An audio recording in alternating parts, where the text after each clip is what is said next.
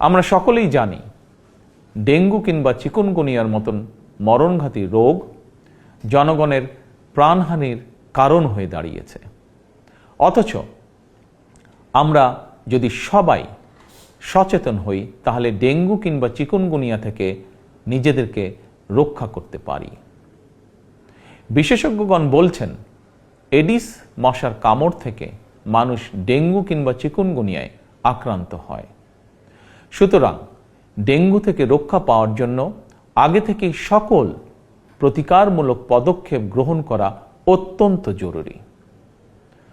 বর্ষা মৌসুম অর্থাৎ জুন থেকে অক্টোবর মাস পর্যন্ত এই সময়টিতে সাধারণত ডেঙ্গুর প্রকোপ সবচেয়ে বেশি থাকলেও জনস্বাস্থ্যবিদগণ বলছেন বর্তমানে ডেঙ্গু আক্রান্ত হওয়ার বিষয়টি নির্দিষ্ট কোনো মৌসুমে সীমাবদ্ধ নেই।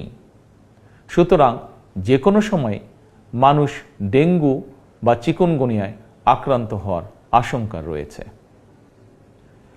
বর্ষাকালে জমে থাকা পরিষ্কার পানিতে এডিস মশা জন্মায়।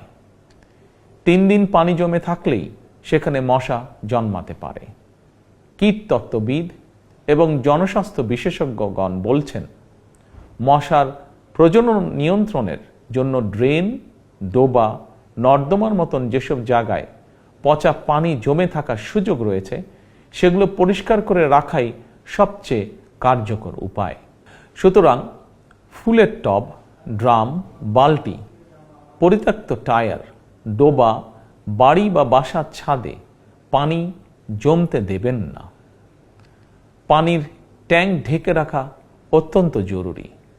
প্রতি সপ্তাহে কমপক্ষে একবার বাড়ির বা বাসার ভেতর এবং বাহির পরিষ্কার রাখুন।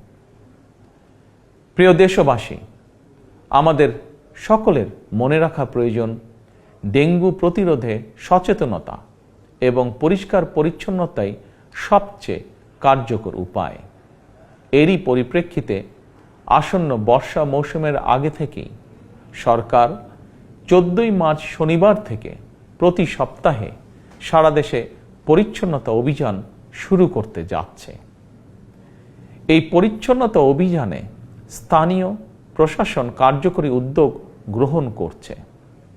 এর পাশাপাশি প্রতিটি এলাকার জাতীয় সংসদ সদস্যগণ সর্বস্তরের জনপ্রতিনিধিদের গণের প্রতি আমার আহ্বান, জনগণকে সঙ্গে নিয়ে প্রতি সপ্তাহের শনিবার আপনারা যার যার এলাকার নিজ নিজ বসত বাড়ি এবং আশেপাশের এলাকায় পরিচ্ছন্নতা অভিযান পরিচালনা করুন। নিয়মিত পরিচ্ছন্নতা অভিযান চললে আসন্ন দিনে ডেঙ্গু কিংবা চিকুনগুনিয়ার মতন মরণঘাতী জ্বর থেকে জনগণ নিজেদেরকে রক্ষা করতে সম্ভব হবে ইনশাআল্লাহ।